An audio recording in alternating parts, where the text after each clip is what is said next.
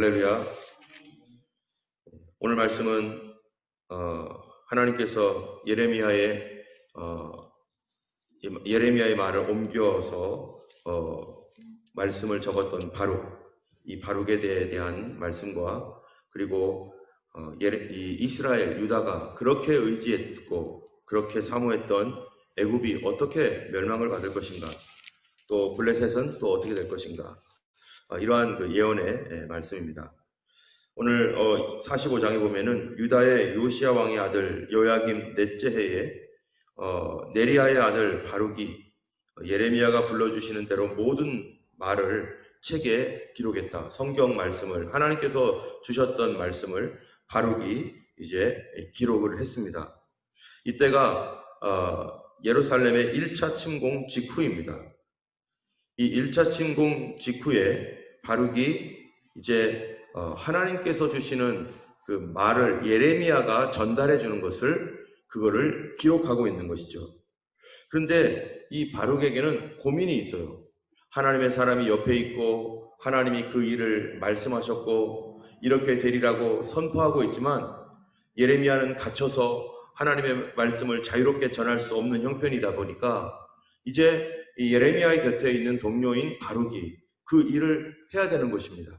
예레미야가 하나님의 말씀을 전하면서 유다가 회개하지 않으면 이와 같이 멸망받을 것이다 라고 했던 그러한 메시지들이 예레미야에게 참으로 오히려 어려워지게 해서 그가 지금 갇히고 있는 상황에서 하나님의 말씀은 갇힌 중에도 어떻게 되는 거예요? 계속 예레미야에게 임하는 것입니다.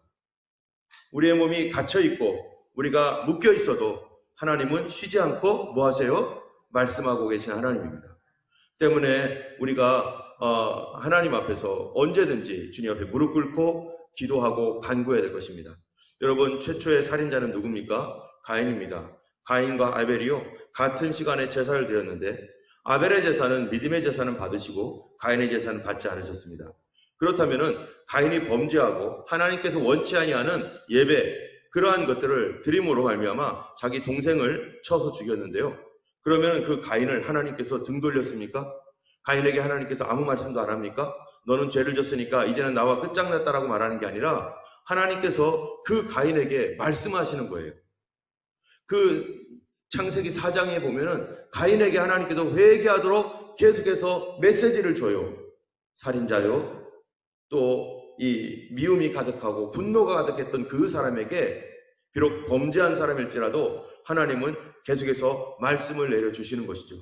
그래서 그 가인에게 주셨던 말씀이 뭡니까? 너는, 너의 속에는 죄에 대한 소원이 있지만 너는 죄를 다스릴 것이니라 하시면서 가인에게 삶의 방향을 줍니다. 너가 비록 범죄하였고 잘못 갔을지라도 하나님은 너를 구원하기를 원하니 너가 이제 죄를 다스리는 사람이 되어라 하면서 삶의 방향을 주지만 가인은 그 방향을 버리고 자기 멋대로 계속 살아가는, 그래서 가인은 결국 에녹이라고 하는 성을 지어놓고 자기 아들의 이름으로 붙이고 거기서 세속도시를 만들고 살아가게 됩니다.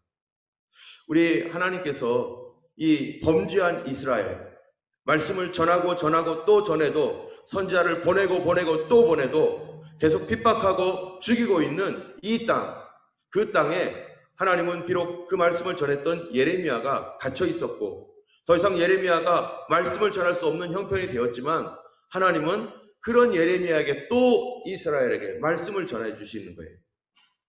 그들이 구원받을 수 있는 길들을 계속해서, 예레미야는 고난받고 있고 어려움을 당함에도 불구하고 하나님의 사랑은 계속해서 유다와 또 흩어져 있는 이스라엘 백성, 왕과 하나님을 대적하고 배반하는 그런 수많은 제사장과 이런 사람들을 하나님 회개시키려고 하나님께서 말씀을 멈추지 않고 오늘도 계속해서 말씀을 주시는 것입니다. 우리 하나님은 우리의 삶이 무너지고 깨지고 또 우리가 너무 부족해서 하나님 앞에 온전하지 못할 때에 하나님은 침묵하시는 것이 아니라 하나님의 말씀은 오늘도 계속 우리에게 들려지고 계시고, 하나님께 우리가 귀를 기울일 때 그 말씀을 깨달을 수 있고 내 마음을 돌이킬 때 그 구원의 길로 걸어갈 수가 있는 것입니다. 때문에 하나님은 이제 바룩이라는 이 사람을 사용해서 이 말씀을 기록하게 하고 사람들에게 전하게 합니다. 그런데 이런 사람들, 하나님의 말씀을 전하고 이 말씀을 선포하는 사람들은 내적인 고민이 있어요.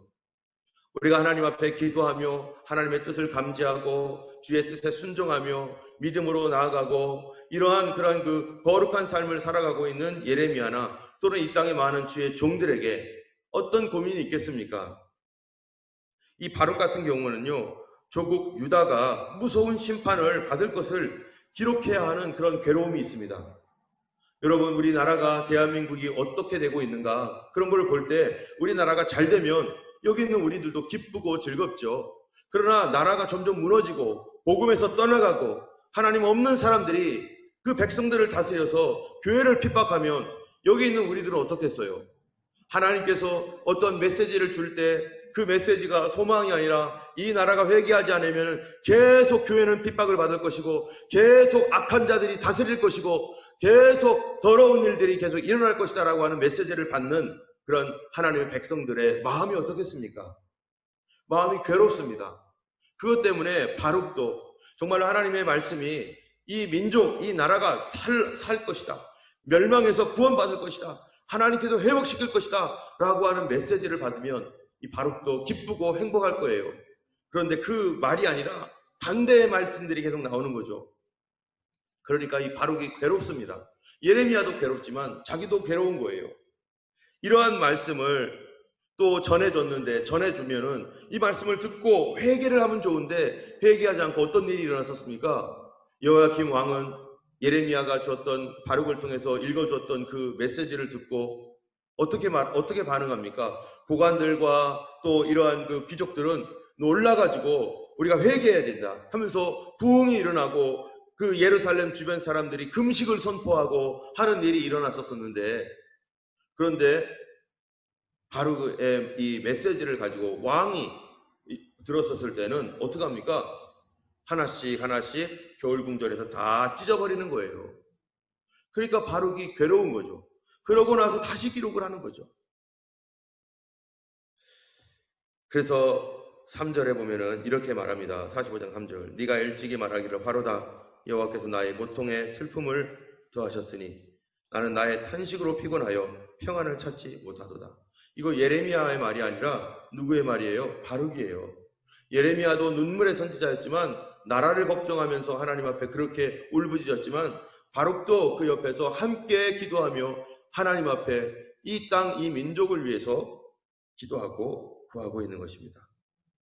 그래서 이 바룩은 이 괴로운 가운데 이 메시지를 전하고 이 괴로운 가운데 이것을 또 받아 적어야 되는 그런 아픔이 있습니다. 그런데 바로 이런 아픔이 있는 이 바룩, 그에게 하나님께서 약속의 말씀을 주세요. 4절 말씀이 바로 그것입니다.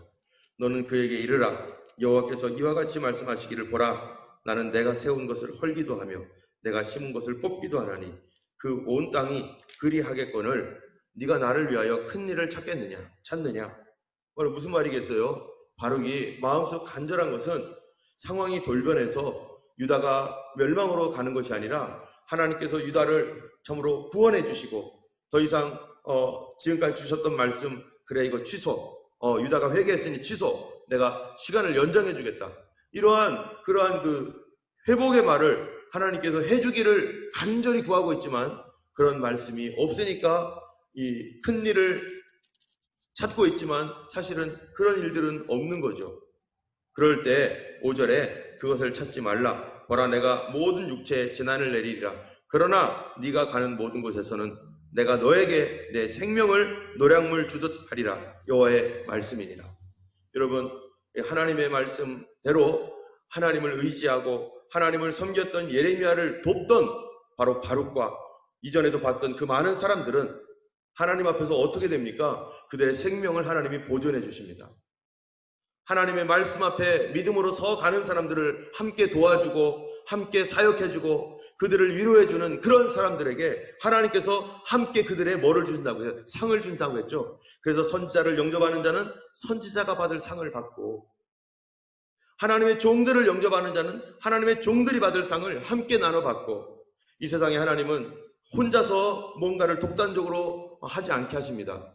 예레미야도 그 위대한 사람이지만 예레미야 곁에 바룩과 같은 사람이 있었기에, 또 예레미야 곁에 소수의 사람이지만 예레미야를 돕는 사람들이 있었기에 하나님께서 끝까지 이스라엘 유다가 멸망되기 직전까지도 계속해서 하나님은 그들을 통해서 하나님의 놀라운 일들을 행하시고 구원하는 일들을 하시고, 또한 하나님께서 그들을 건져내셨던 것이죠.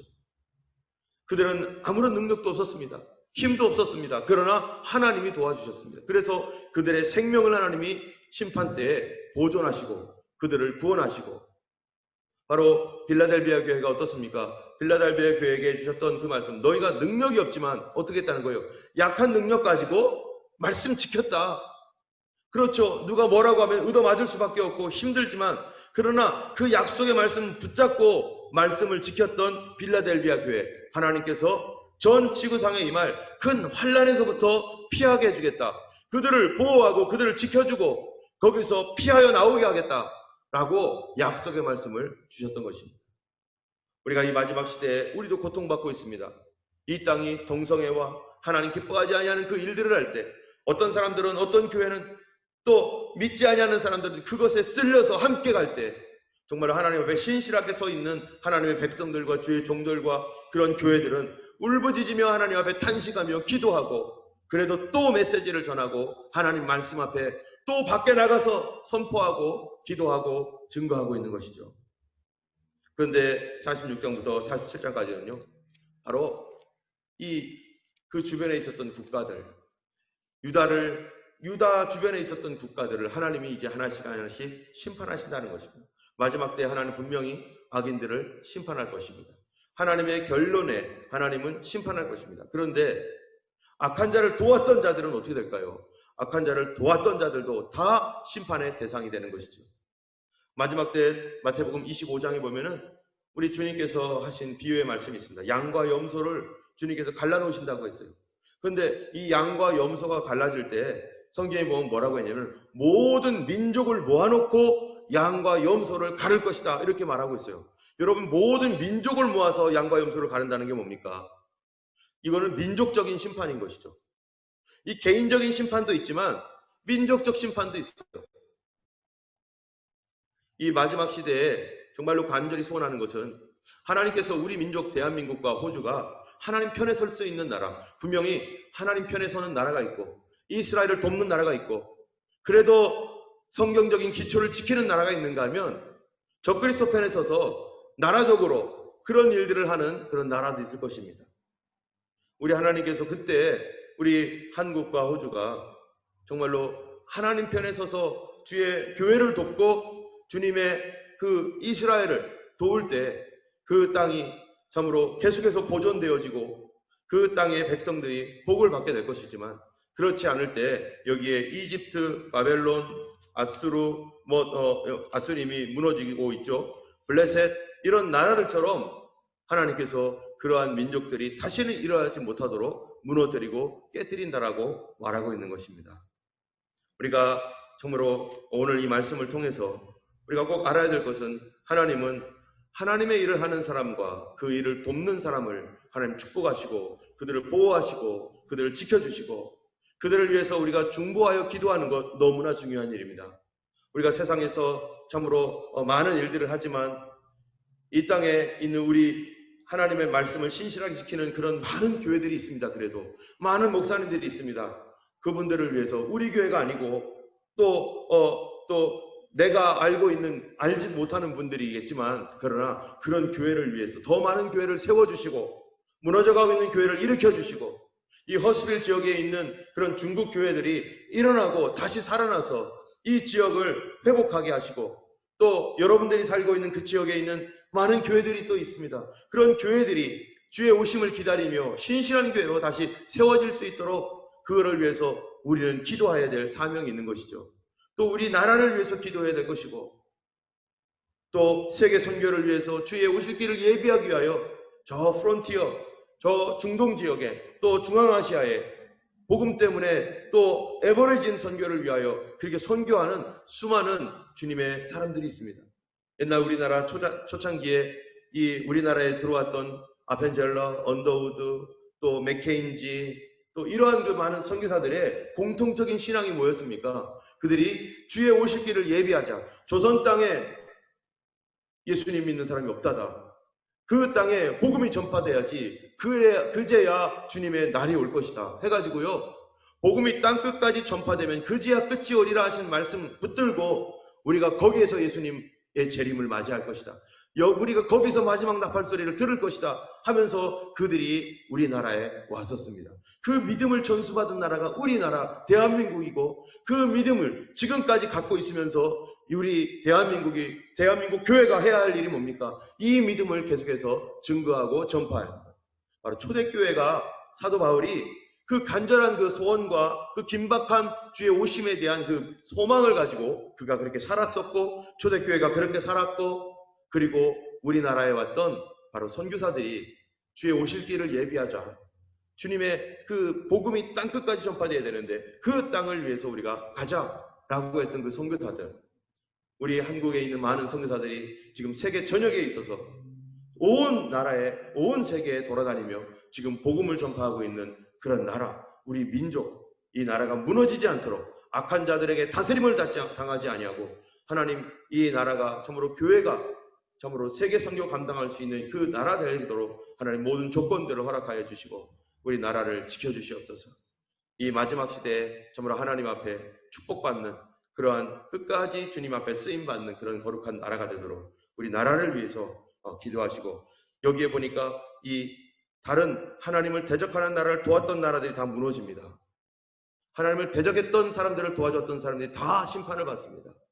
우리나라가 어느 편에 서야 될지 우리 하나님께서 집권자들에게 지혜를 주시고 악한 자들은 떨어지게 하시고 무너지게 하시고 우리 나라를 바로 세워주시도록 우리 함께 기도했으면 좋겠습니다. 이 시간 우리 함께 마지막 날에 우리 함께 찬양하시면서 우리 말씀을 마무리하고 기도하겠습니다.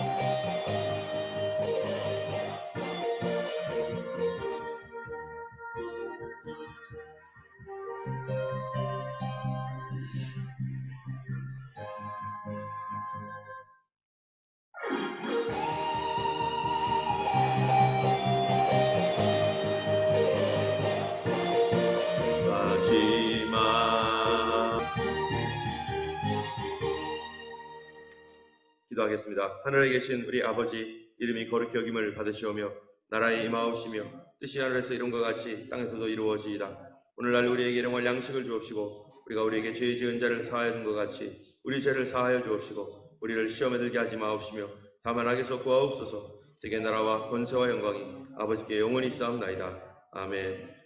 할렐루야. 우리 다니엘 기도에 다니엘이 하나님께 감사하기 위해서 자기 하던 일들을 멈추고 주님 앞에 기도했던 것처럼 오늘 점심과 저녁 때 여러분의 일터와 가정에서 참으로 감사를 위해서 주님 앞에 잠시 멈추는 그 시간 계속해서 잘 지켜나가시기를 주님의 이름으로 축원합니다. 우리 함께 기도하겠습니다.